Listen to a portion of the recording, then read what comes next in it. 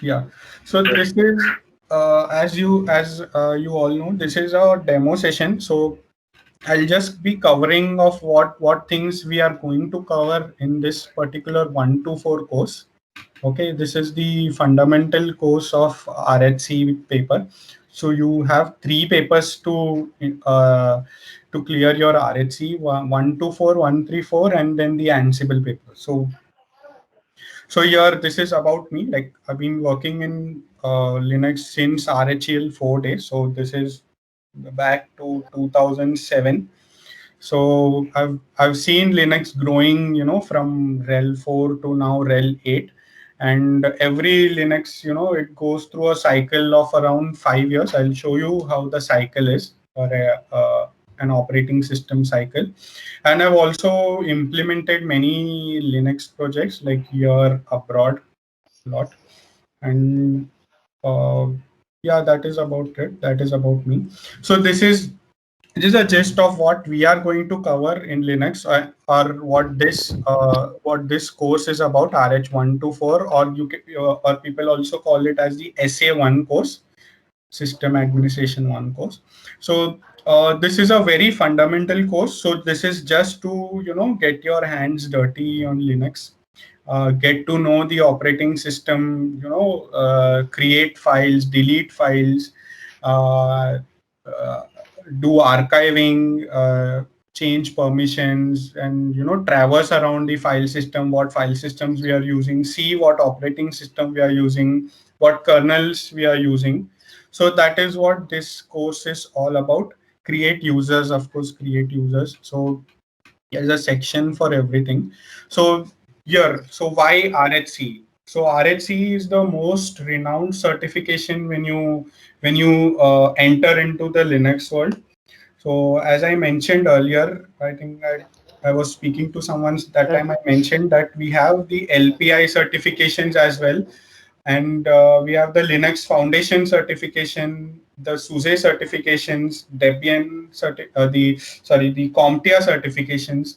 So there are many certifications, but then why do we prefer Red Hat Linux certification? Because it is the most used operating system with regards to Linux, and also it is the most renowned Linux certification. So whenever you write that you are an RHC on RHEL 8, so you'll get a preference above the other candidates who are not certified or probably certified on other platforms. So that any questions on this?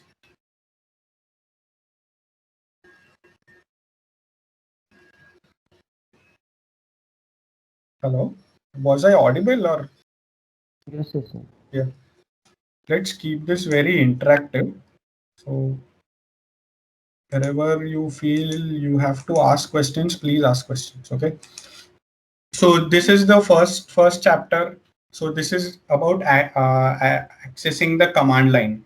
So when you access a system in the command line, the black screen that you see, so that is called the shell.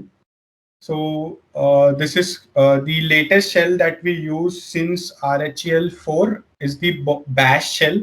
So that is the full form for born again shell. So the previous shell to this was the born again, and this is the born again born shell before this, and this is the born again shell. And there are many shells in Linux. So you have the I'll just show you.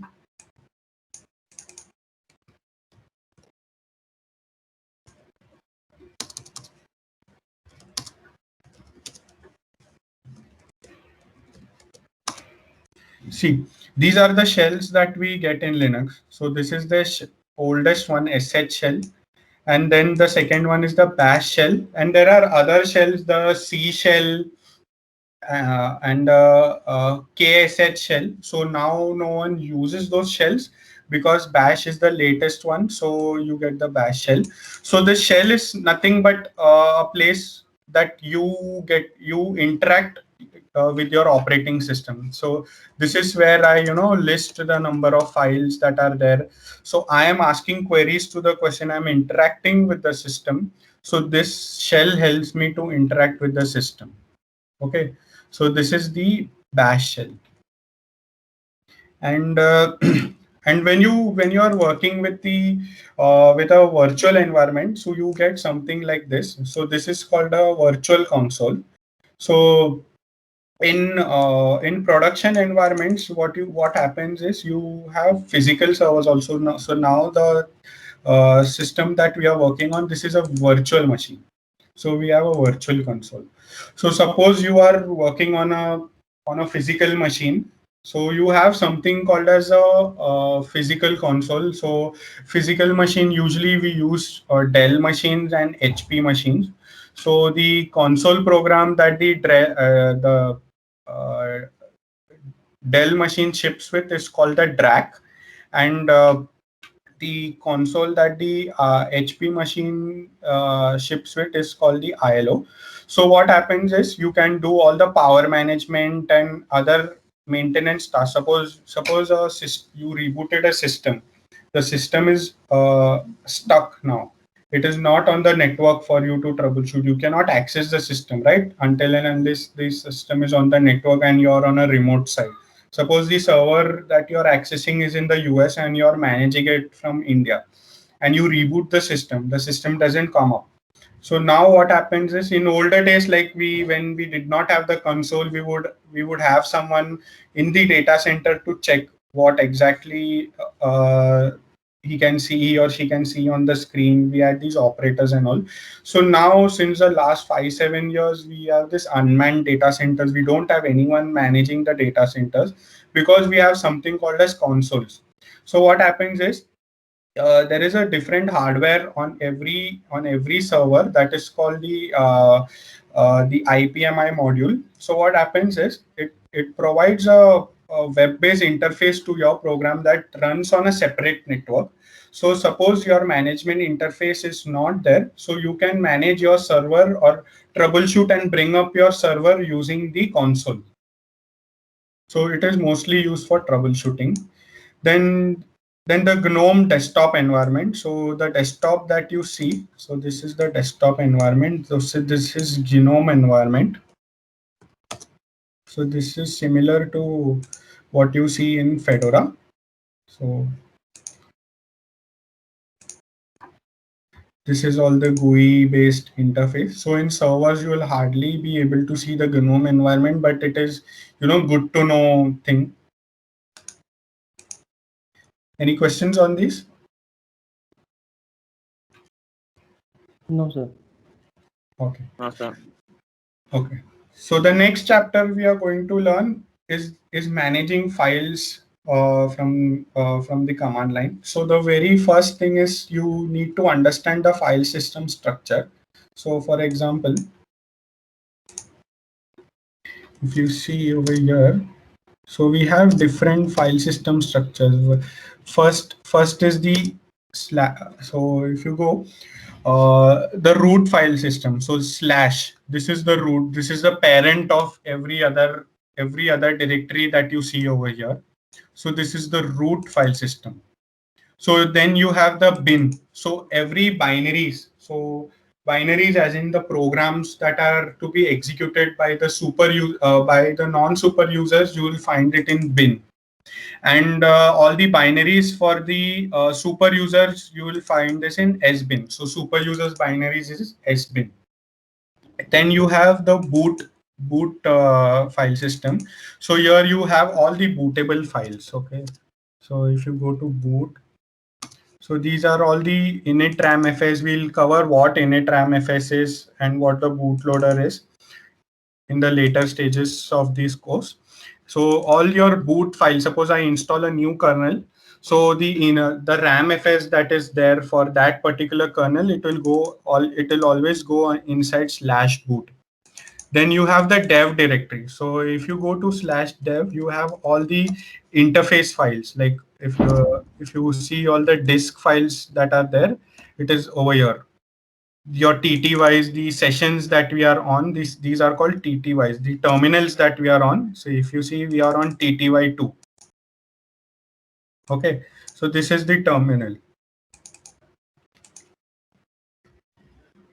So everything about the terminal, about all your devices, if you see, there are many devices over here, all the disks, everything goes under /dev. So the hard drives that you use, that those are called block devices. Then your input devices like your mouse and keyboard are called as character devices. So everything that is related to devices goes here. And in Linux, everything is a file. Your managing your keyboard and everything is a file in Linux. Okay, so that was about dev. Then your etc. So all the configuration items go under etc. Suppose I install a SSH program or any program that we install, all the configuration files that goes under etc. Like I'll just open one. So this is the sshd config file. Okay, so this is a configurable file. So you have to, if you want to customize anything or bring any changes into SSHD, you'll have to change this file. So all the configuration file goes under etc. Then you have the home directory. So every user, if you see, every user that we create, so he has a home directory. If you see now under home, so it will have my user as Ashish. So except for the root user, for the root user, the home directory is /root root. Okay. But for other users, all the home directory related files, it goes under home.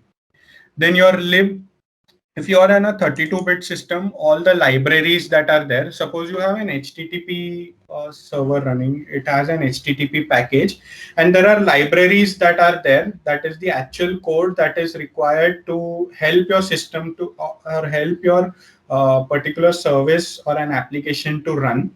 So those libraries go under lib. If you are on a 32-bit system, it goes under lib. If you are on a 64-bit system, it goes under lib64. Okay, then you have this OPT. This MNT and media, this is mostly used for mounting your CDs and DVDs. Like if you see, I mounted the DVD, so it is on me, it runs on media. Mounted it on MNT, but it runs on media. Okay, so these are temporary mounts for your CDs, DVDs, and removable devices. Then you have the OPT. So there are some software, some third-party software that you install. So now I don't have any third-party software installed. So when you install any third-party software, all the files related to that software goes under OPT. Like in Windows, you have program files, right? So whenever you install anything, the files that come out of that installation go to program files. So here, except only the third-party programs go over here. Then you have the proc file system. The proc file system is a snapshot of your RAM. So this is a pseudo file system. Okay, so like how much time the system has been up. So this is a command called uptime, or what file systems are mounted. So it will give you all the list. So this is a real-time snapshot of what is running on your system. So this is a pseudo file system proc. And the next is root. So mostly proc file system we use, for to check any outputs, what are the NICs we are using, the real-time things. Up you have one is that you have your configuration files. So once your programs or the interfaces read from your configuration files, then it saves the real-time output, and that output is read to the proc file system. Then you have the root file system. So this is ROT, root file system. So this is the home directory of the root user. So if you see, I'm the root user. So this is the password file where all the user information is stored. So if you see, this is the home directory /root for this user. And I'll show you for my user. The home directory will be /home, the second last field, but here it will be /root. So this is always for the root user, the home directory /root. And for other users, like if I create user add mark. Okay. So now if we check, see, his home directory will be /home, the user. So every user you create, it will go inside /home.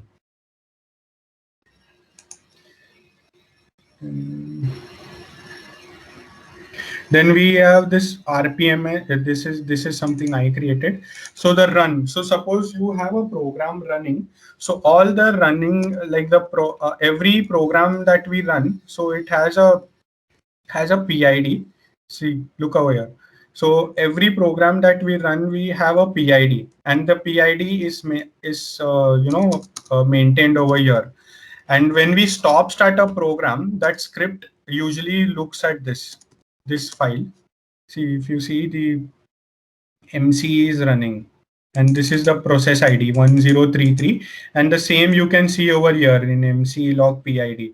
So the PI run is where the runtime configuration is mentioned, and then SRV is not important. Sys is also where when you need to see any runtime configuration or scan your disk or see information about your disk or your HBA cards and other information, you go to sys. This is also a pseudo file system. This is out of the ones we saw just now. So prop and sys are pseudo file systems. Then you have the temp. So temp is where all the temporary files are stored. Okay.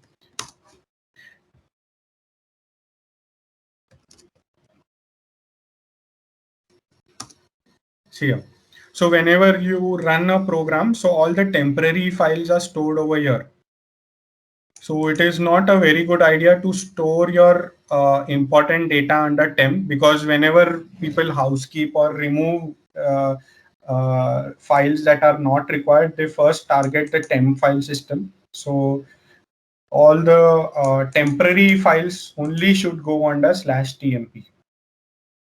And the next one that we have is USR. All the USR user related binaries goes over here, and then you have the some documentation goes over there, and finally we have the var file system. So as a system admin, your majority of your life, you will need this, or you'll spend your life inside this file system, because this is the file system where you have all the log files saved. So if you go under var, if you see, you have many directories over here, crash and all that we'll cover on later. For now, the most important part is the log. So here, if you see messages, so this is the most important file. Like out of, if you start working tomorrow as a system admin, out of 8 hours, you'll spend 4 hours just finding issues from this file. So everything that happens in your system, so that gets logged into this file, messages. This is a system log, or the sys log that we say. So all the log files are kept over here. So that is why this is called a var file system. Like everything that is variable, that goes here. Okay, so you have the messages file, you have the cron logs over here. So cron is the scheduling program. So the cron logs go over here. Then your SSH, whoever is logging in via SSH, the logs go over here. So here, see, I added a user, and so via SSH, I'm logged in using SSH. So even that is being logged, the one that I created some time back. Then there's a lot of auditing information, WTMP. So everything we'll cover later. For now, just understand var is a file system where all your system logs are stored. Any questions on this?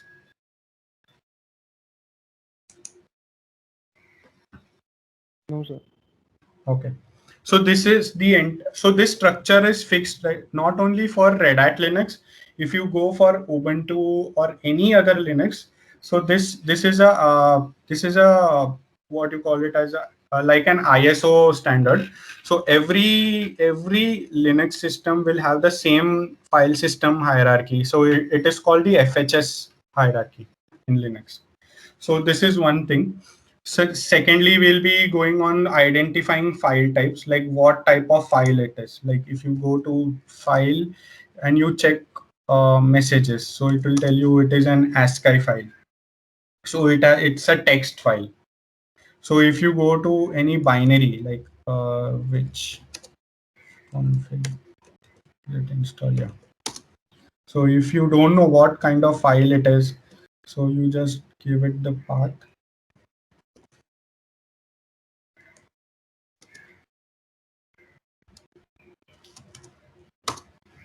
So it will tell you it is a shared object.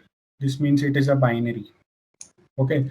So identifying the file types. So this is one thing. This is just basic that I'm covering. The paths. What are paths? What are absolute paths? What are relative paths? Then file management. How to create files, edit files using different kind of editors. Then there are links.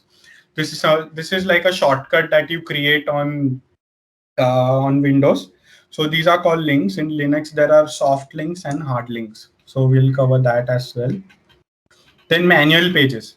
So suppose you want to get help about commands. Suppose this is a command that gives me help about gives me information about my interfaces. I don't know what are the different switches. So this is a short form for manual, and this is called a man page. So this will give you the entire information for a command and like a help page. Not like a help page, this is a help page. It gives you how that command is to be used and what are the different switches that I can use with this command. And next we have the source report that we send to Red Hat to get help from them. Then there are different editors that we use. Suppose I want to create a file. I will go to my directory. So the VI is the de facto editor in Linux. Like most of people use this editor only. And if I want to edit a text inside this, I edit it and save it. So there are some basic commands that you might have seen that to save it, I use WQ. To insert into this file, I have to press escape I. And then if you see here, you see the insert mode now. If I want to delete it, I have to come out of the insert mode and now I delete it. Okay, and then again I save it. So these are other things that we'll be using in the VI editor section. Then there are regexes that you can use. So suppose I have a lot of files over here. See, even for copy paste, like this is not like a Windows copy paste. The mouse won't work on your console when you start working on Linux. So you have to make yourself really comfortable using the command line from here on. And VI editor uses all kinds of commands to edit files. So suppose this is a file where I have all AAAs. So I want to replace it with BBBs. So search for AAA, replace with BB, any character, and see all the A are replaced. So the command that I typed here. So this is called regular expression. So yeah, so you can change anything in a file or search or replace anything using regular expression. This is just one thing that I showed you. There are a lot of things that you can do using regular expression. So apart from when Vim, regular expressions are used in something called as sed, that is a streamline editor. So that uses a lot of suppose there is a text file and I don't want to uh, uh, enter into this file, and then if I want to replace it,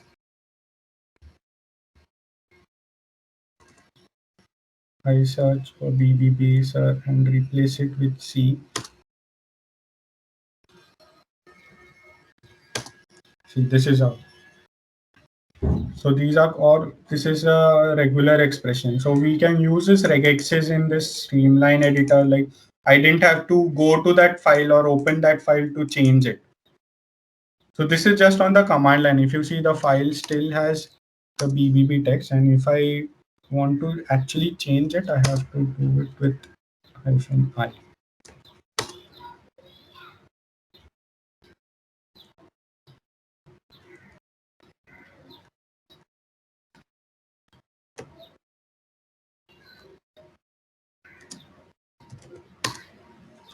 Now, if you go to this,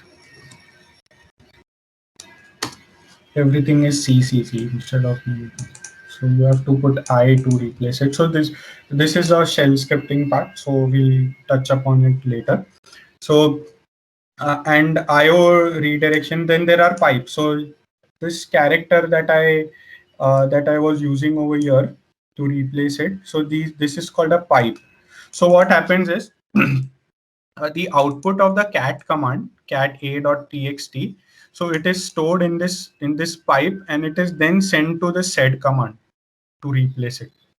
Okay, so it stores in the in a buffer. It is kind of a memory buffer. So these are called pipes.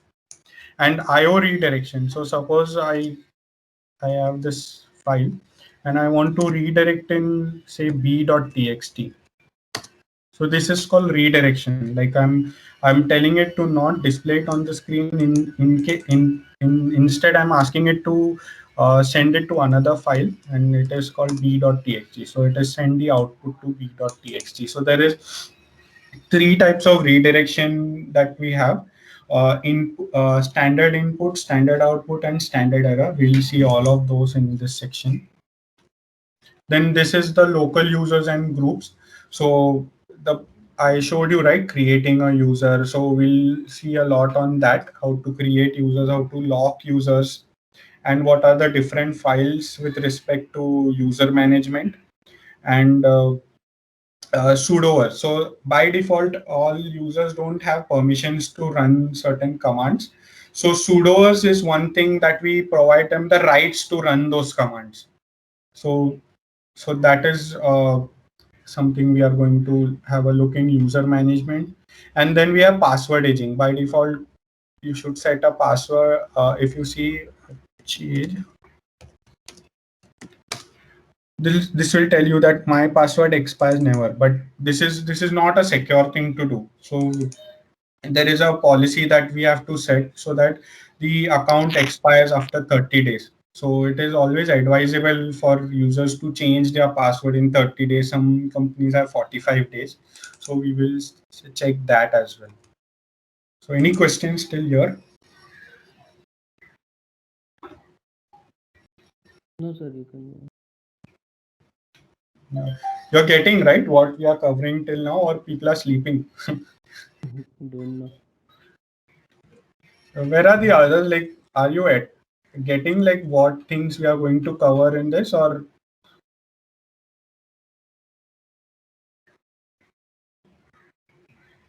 hello?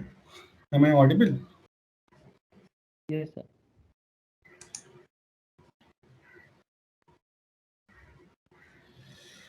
Okay, take it as a no. So someone already left the session.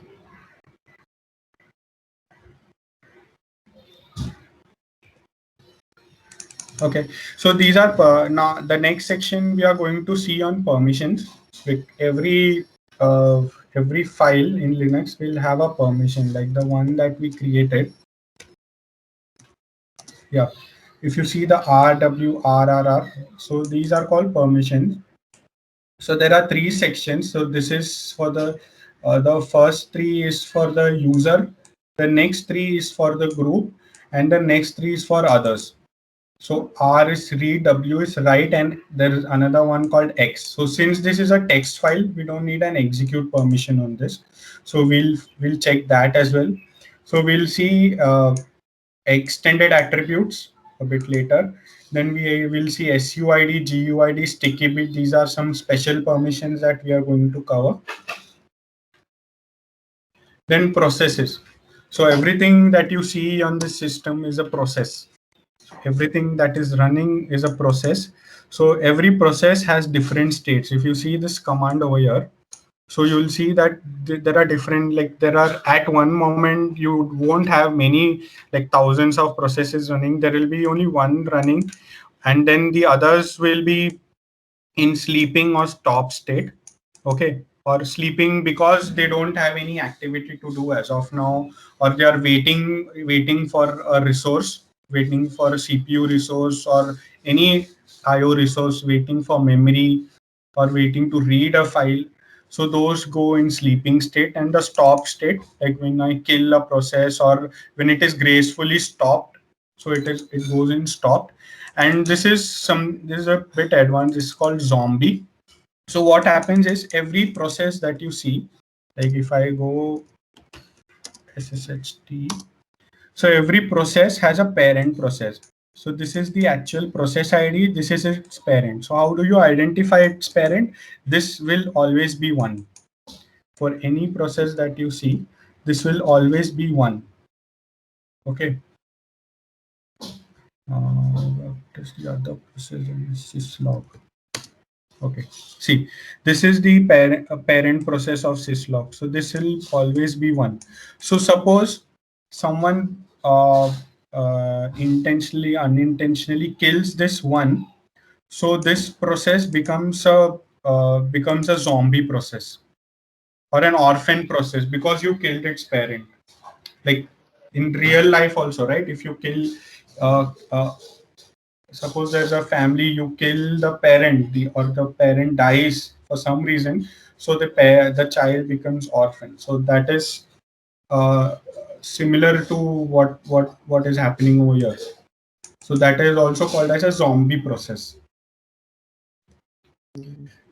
Okay, and then you have processes that you can send it to the background, like ps-a. If I do a thing, it goes to the background. You see,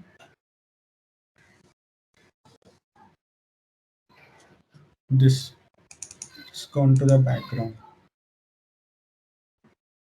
If you run any process with the ampersand sign, it goes to the background, and then you have to bring the process to the foreground. So these are the processes I was running in the background, so I have to bring it to the foreground. Then there is kill. So if you want to kill any process,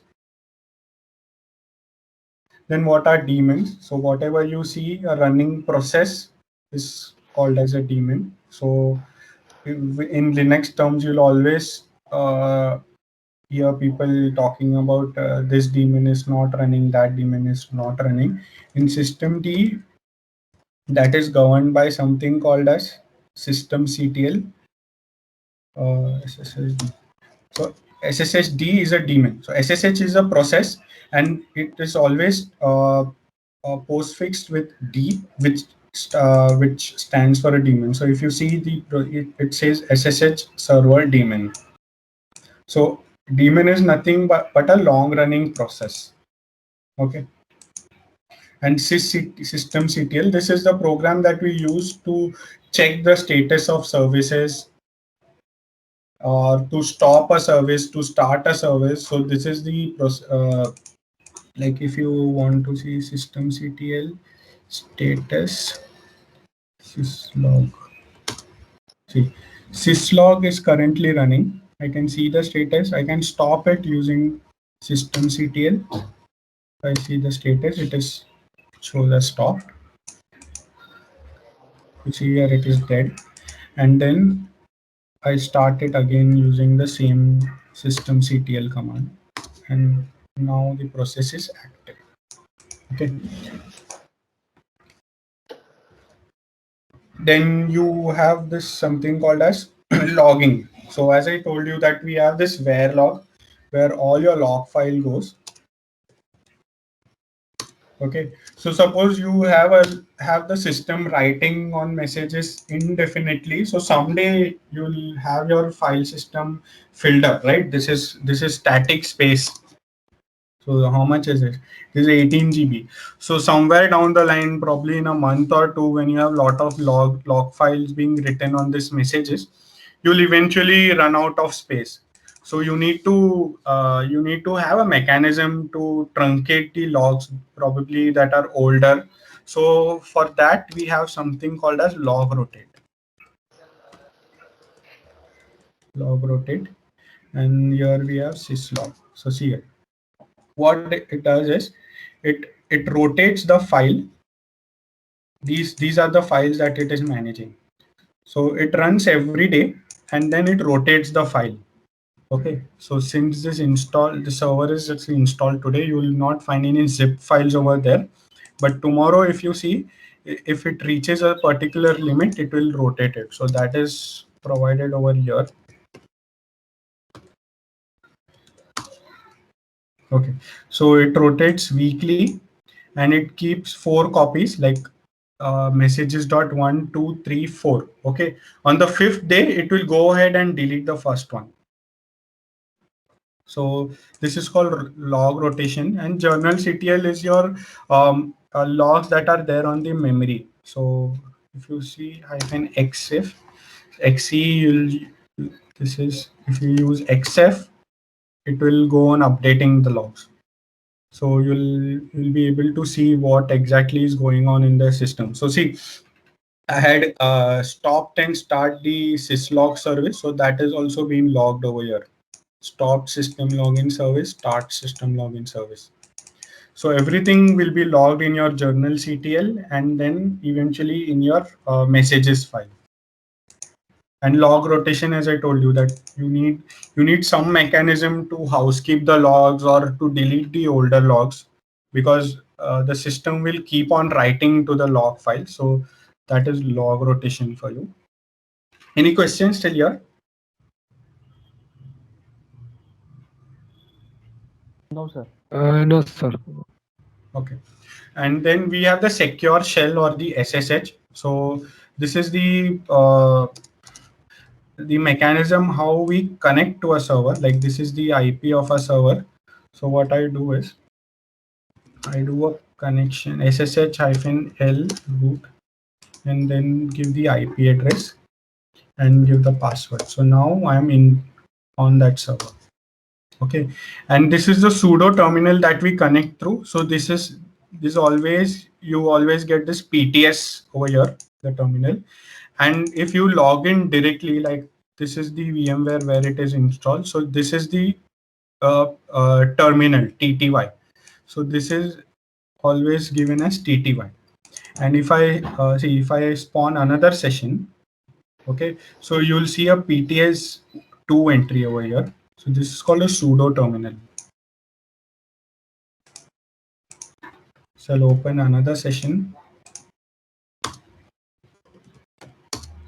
If I see here, you got another one. So this is called a sudo terminal. This is the actual terminal TTY. This is on the server.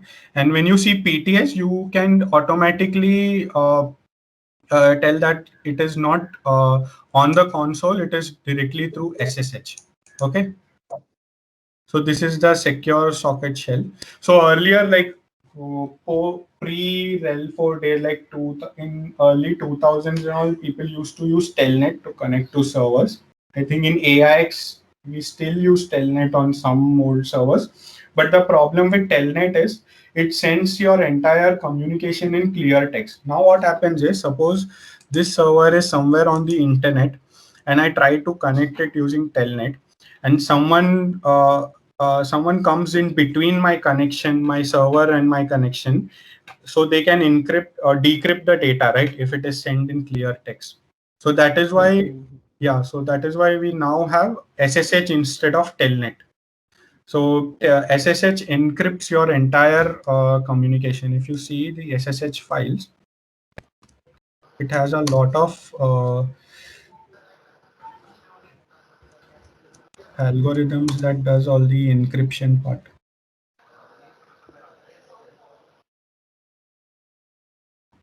You have Kerberos, and a lot of other algorithms that do the encryption for you.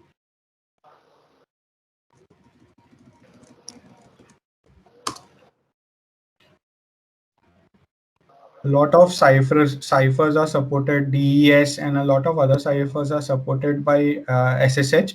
So what it does is it encrypts your entire communication with the server.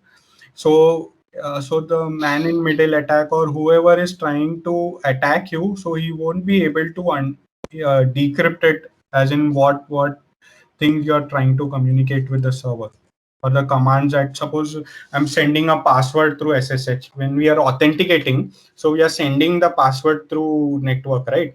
So if someone comes in between my server and my connection, so they will be able to read my password, right? So with Telnet that was possible. With SSH it is not possible. That's why it is called secure connection.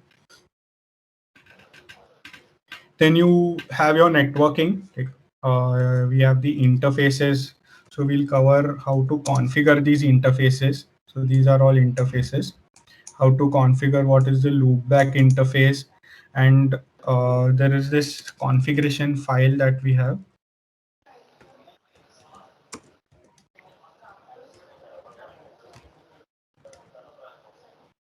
These are the configuration file. We'll go through every field in this configuration file. Okay, then what? Why disabling IPv6 and a lot of other things. So, and also we'll cover some other network related commands, like you have the route. This will show you the route table. Then you have the IP command. Mostly people are using the IP command nowadays instead of ifconfig. So we'll cover this, and how to configure new routes, how to configure new interfaces if you add a new interface. We'll cover that. Then you archive and transfer files. So when you suppose you want to send a file to another server. So SSH comes with a default program called as SCP. So this uses SSH to transfer files. So suppose I want this file on my host. So suppose this is b.txt. So I'll send this to my local machine. So I'll come out of this. Okay. So now if you see, there is no b.txt over here. So you see the IP.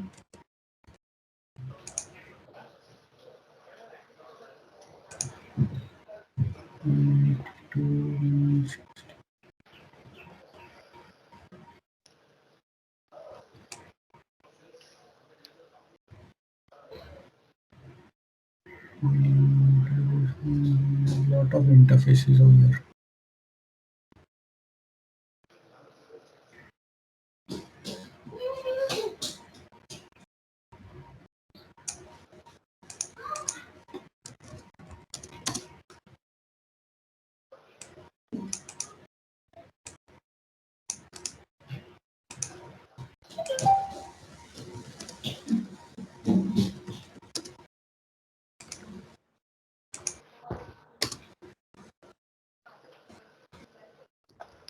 One dot 103.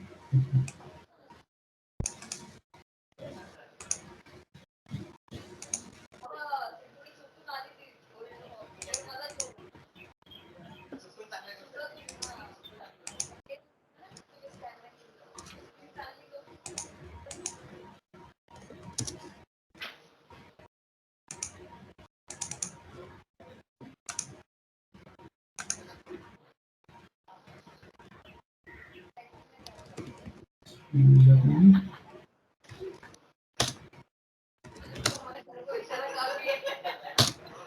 So see here now, if I go to /tmp, the file will be over here. Okay. So this is a transfer mechanism to transfer files from one server to another. This SCP. Then you have the tar command that is used to club files, and then you have compression, and then how to read those files. We'll cover that in this chapter. Then how to install packages. So if you see, we have a lot of packages installed on this server. These are the packages. So Linux uses RPM to install packages. So that is the format of all the softwares that we see. So if you go to have copied all the packages over here. So if you see all the packages are in RPM format. So this like in Windows you have the MSI and exe format of softwares, and then you double click on it to install. In Linux we install it using the format for the for the software packages is RPM, and the command also to install or the program to install is also called the RPM, and we have yum also. We'll cover that as well. So we can use RPM to install packages, to remove packages, to query packages, a lot of other things. So that we'll cover over here. Then what are file systems? Like by default, like your NTFS that you use in Windows, we have this XFS over here. Then the virtual memory that you have in Windows, that is called a swap file system over here. Okay, so this will cover XFS, and this file also FS tab. So whenever you create a new file system, you have to create an entry over here so that the file system is mounted back after reboot. Then how to skip the file system check and other FS tab options will be covered in this particular chapter. Then this is how to get support. So there is something called as source report. Source report in. So you when you run this, it collects data about your system, like the log files and everything, and then we send it across to Red Hat for analyzing. If you that is if you have a subscription, a Red Hat subscription, like if you run a server without a subscription and then you ask for support, they won't help you. So you need to have a subscription, log a case with Red Hat in their portal, and then when this command completes, it will give you a tar file. You need to upload this tar file to their website. So they will analyze this tar file and then tell you what your issue is, and then ask you a lot of probing questions like if you changed anything, and this is the file that they'll look. So you'll have this verilog, your configuration files. It will not capture your password because that is sensitive information. So the other hardware information, what hardware that do you have, and what IP addresses you have configured. So everything is captured in this. If you see, it is now configuring network insights and a lot of other things. So they'll use this file to this is used to gather information now, and when you provide it to Red Hat, they will use this to analyze your data. So this is called a source report. So once you and there one is you can upload this to their portal using the web interface. Like you have a web interface over here. Their portal.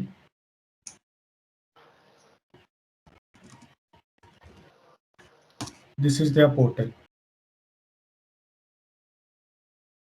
So this is where you log all your support cases. Okay. And then you have something called as Red Hat support tool to upload your source report and other files to their. So any questions until now? This is what we are going to cover in this 124. No questions. Are you people understanding like what we are going to cover and what that course is? Yes, yes, sir.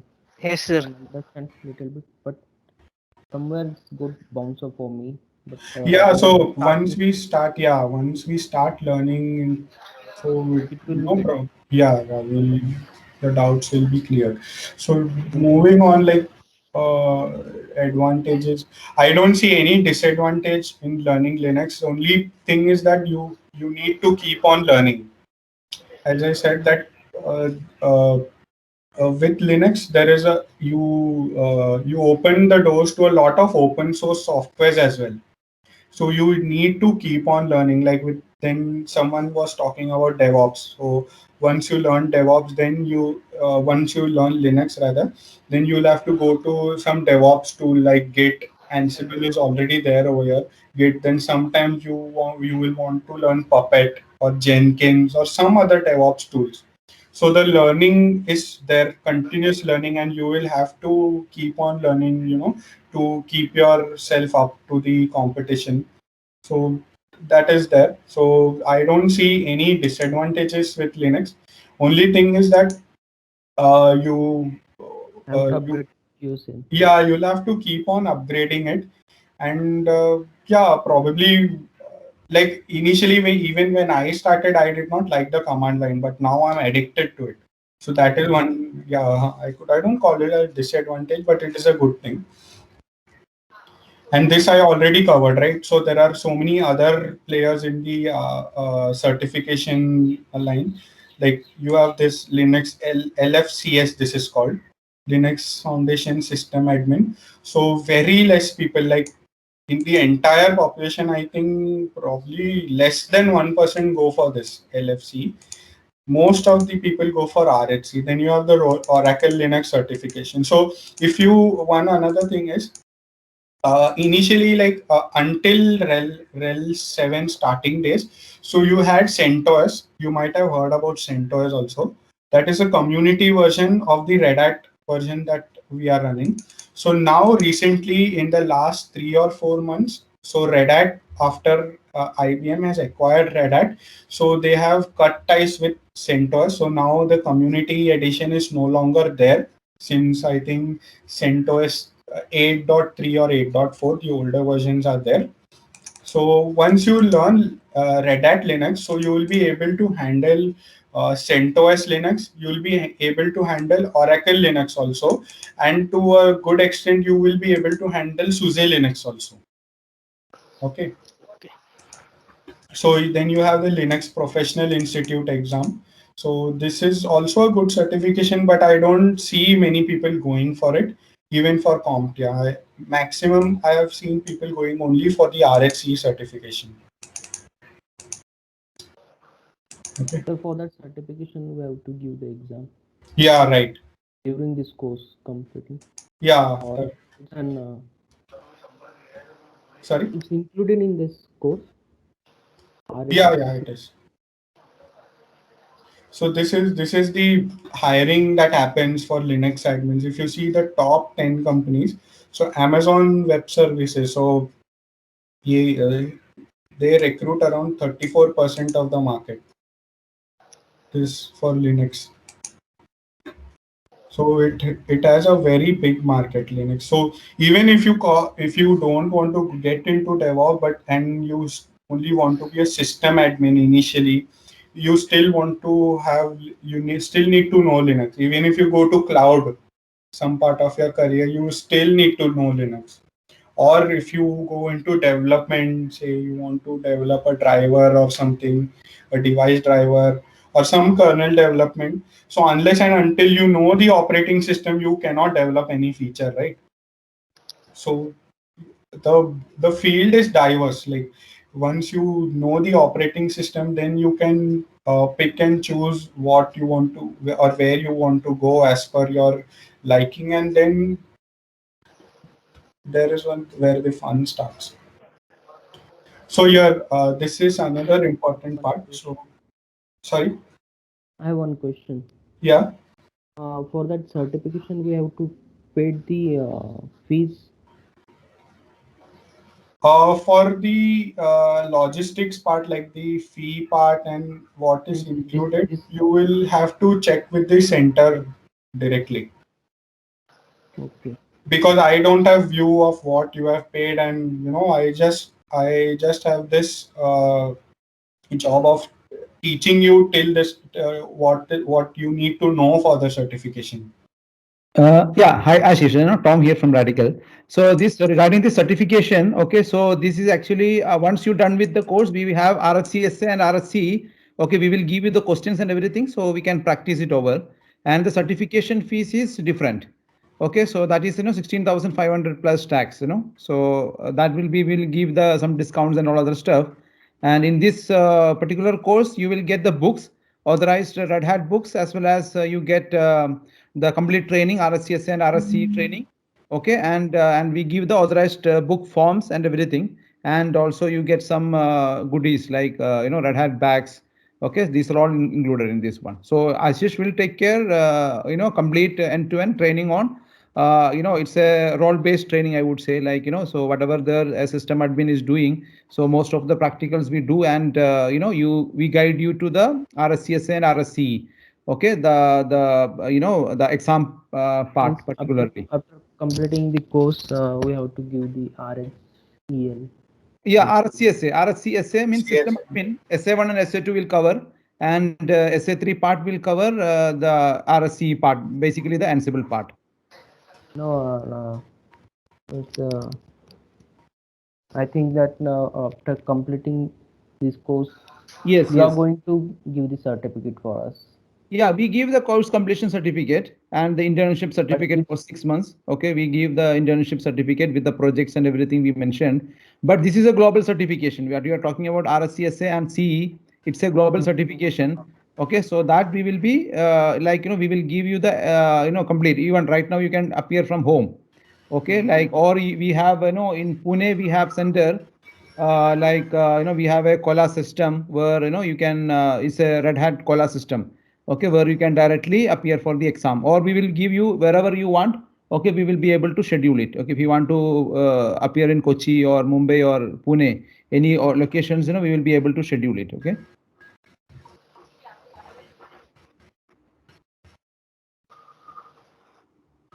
Yeah, anything related to certifications, you can contact the counselors. Okay, so they will guide you better. Okay. Okay. Yeah, sure. Yeah, Ashish, you can continue. Sorry. Yeah, thank you. Yeah, any further questions?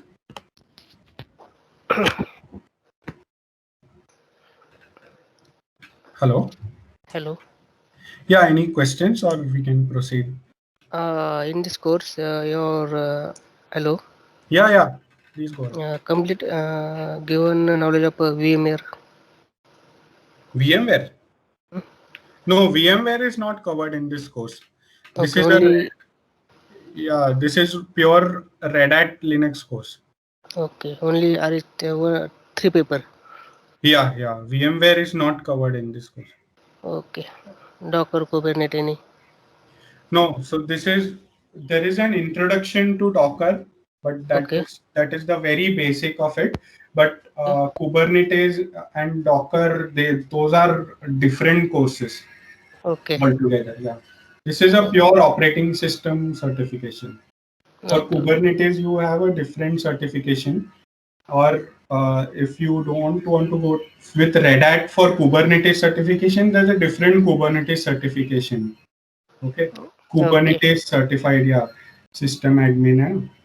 And so this particular course only focuses on Linux. Okay, no. Yeah, Okay. any further questions? Hello. Yeah, I have one question.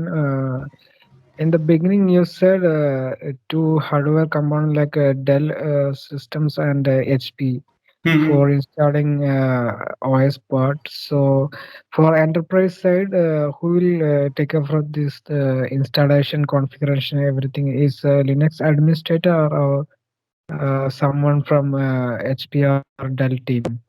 No, HP Dell team will not install anything. So the way it works in the real world is you purchase a server, okay? So someone in the data center, so you if you have a data center, suppose in US or somewhere in the Europe, so they will connect the consoles, they'll configure the IPs, whoever local operator is there, they'll configure the IPs, and from the console you have to access it. You have to then attach an ISO and start installation, or if you have an automated installation, so that is a different set of steps. So the system admin only has to do the installation. So in cloud system, we have to purchase the infra from Dell or HP. Then we have to configure it. That's what you're saying. Yeah. So for hardware, you'll have to purchase that hardware from whoever your vendor is, or if you have a third-party vendor who purchases from HP or Dell on your behalf, or from IBM on your behalf, and then sells it to you. So you have to purchase it from them. Okay. We have been learning this part. I mean, installation of enterprise system in this course, or it is Yeah, so covered. this particular 1 to 4, it is not covered. In the further papers, the installation will be covered. Okay. So this 1 to 4, it is about, about you knowing, getting to know the system, traversing the file systems, get to know what file systems are used, the FHS permissions, and a lot of other things like an end user. Okay. Okay, RHCA.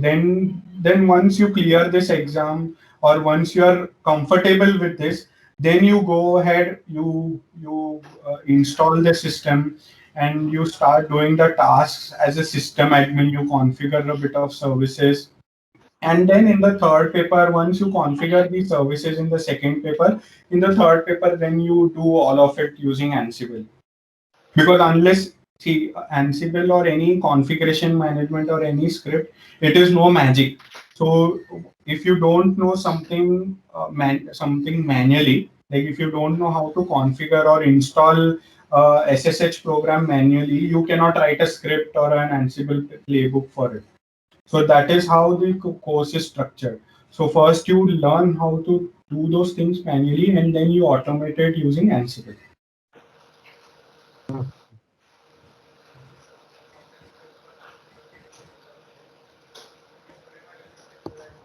Did that answer your question? Yes, yes.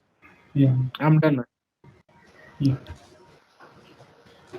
And now moving on, as I had mentioned earlier, like every Red Hat Linux, it has a life cycle. Okay, let this open. Yeah. If you see, they started with RHEL 4. Okay, so it started way back, and then the end of life support was there till 2021. It is still there, 4.8, but you have to purchase a different license for that. And yeah, sorry, that was OpenShift. So this is RHEL 4.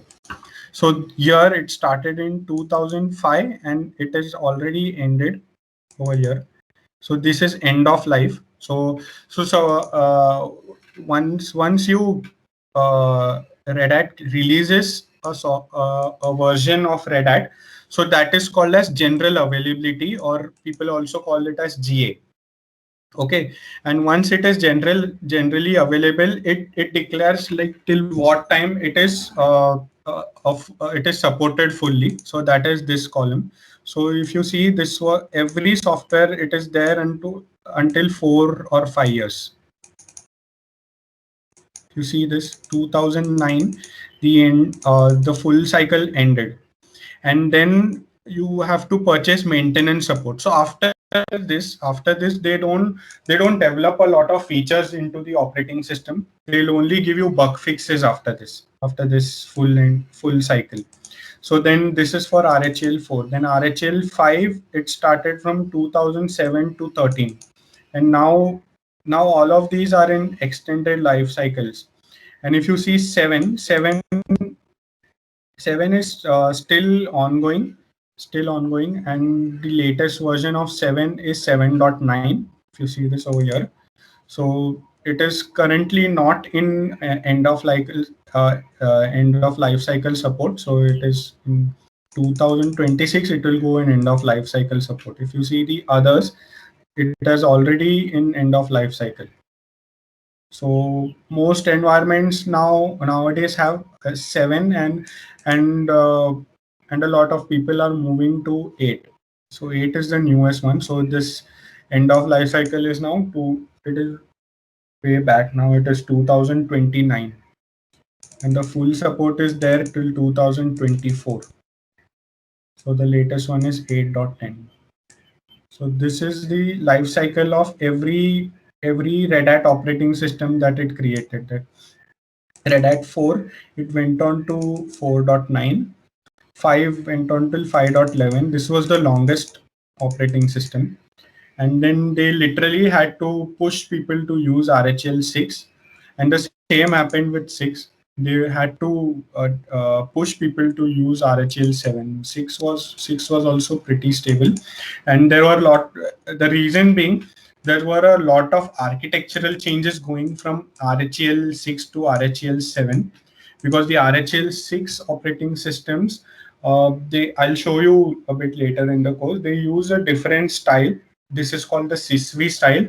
And from RHEL 7 till RHEL 8, it is called the System D style of calling the script. So that is the change that people did not want to accept. But then with Red Hat's push, people are now accepted RHEL 7 and 8.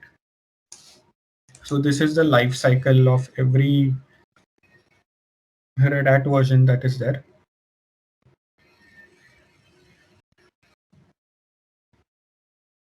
So as I said that it is, if you learn Linux, so someone had asked me, right? So is it a good thing that I learn Linux? So that is just the start.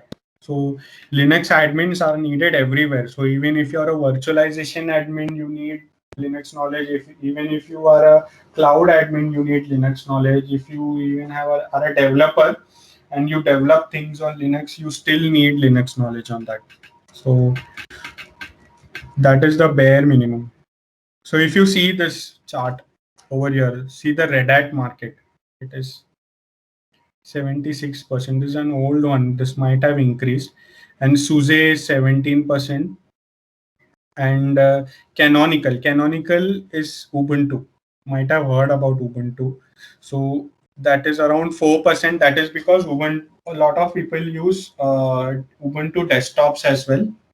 So that is why you see a 4% over here. Otherwise, it would be much lesser than that.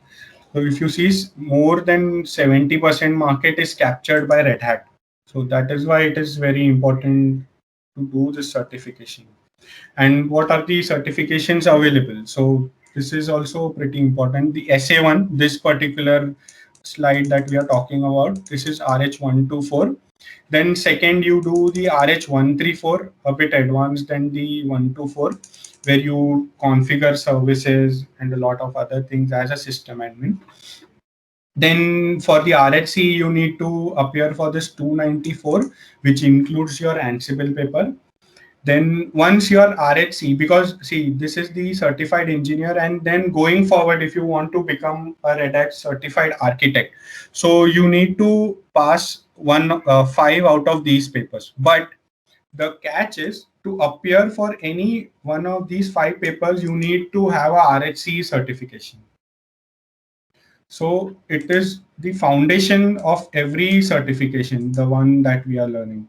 So that is why it is more important for you if you want to pursue a career in Linux or become a Red Hat certified architect. Then the RHCSA and subsequently the RHC becomes very important for you, even for from a certification point of view, and also from an interview point of view. Like, you will be selected ahead of other candidates if you have an RHC, but you will give yourself other importance if you are an RHCA.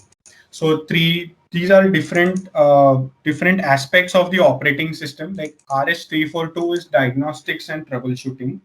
So once you're an RHC, now you know how a Linux system works, how to install different services. Then RH342, you appear this. So here you learn how to troubleshoot a Linux system, what logs to look at, different aspects like security enhanced SELinux, and a lot of other features that is there in RH342. Then you have RH415. You have this hardening, security hardening. Like if once your system is in production, a lot of applications run on it. It goes on the internet. People on the internet will access your application. So it becomes that much vulnerable when you go on the internet. Like for your social media IDs and password, you need to have a very secure password. So securing your password with a complex set of characters, that is hardening your password. So it becomes that much difficult for the hacker to break your password. So similarly, on a server, there are different aspects where you have to secure a server so that the hacker or cracker won't be able to break into your system. So so it includes both your on-premise, like the VMware environment that you use, the virtual environment that you use, which is called the on-premise, or the cloud systems that you use that are on the cloud. So both systems need hardening, and that is taught in RH 415. And then you have, once you are hardened, then you have this RH 442. This is the most difficult paper. So RH 442 is performance and performance tuning, like uh, what uh, what schedulers you should use. Suppose you have a physical server, what should be your hard drive scheduling? If you have a virtual machine, it should be a deadline scheduler, because if you use a deadline scheduler for a physical machine, then your performance goes for a toss. And if you have any performance issues, what should you do to troubleshoot? So first, it takes you through like how memory management first of all works in Linux. What is page? What is a frame? What is the MMU? And then how to tune those things. How to find out a memory leak issue. How to point out the memory leak issues to the application team. So this is what is taught in RH 442. Then you have RH362. This is directory services and authentication. So this is something, there is a service of Red Hat called a Red Hat IPA. So that is a part similar to LDAP. So Kerberos and a lot of other things goes in 362. Then you have RH436. RH436 is your clustering, the pacemaker cluster. That is the newest cluster starting from Red Hat 7. So until Red Hat 6, we had the legacy clusters. Starting from Red Hat 7, we have the pacemaker cluster. So how to configure a cluster, how to configure fencing, to how to make application that is highly available. So that goes into RH436. A bit of storage management. And then you have RH403. This is Red Hat Satellite. This is another hot product of Red Hat. So this is where this is a server that you set up in your environment and you download all the Red Hat patches so that the other servers in your environment are able to patch. You can also integrate Ansible with RH403 with the Red Hat Satellite to automate your builds and a lot of other things, configuration management using Puppet and Ansible. And you can configure PXE boots for automated installs, and patching and everything is taken care by this Red Hat Satellite, that is RH403. That is the end of the slide. So any questions?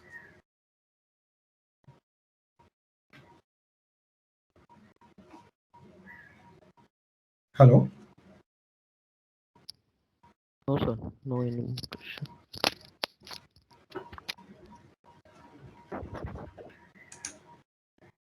All right, then.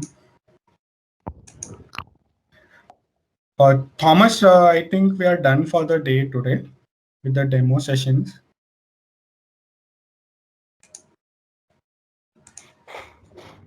Yes, thank you for all the attendees, and we will get back to you. Our counselors will call you, and we will, if you have any further questions or regarding anything, okay, related to fees or certifications or the schedule, everything, they will be discussing with you. Okay.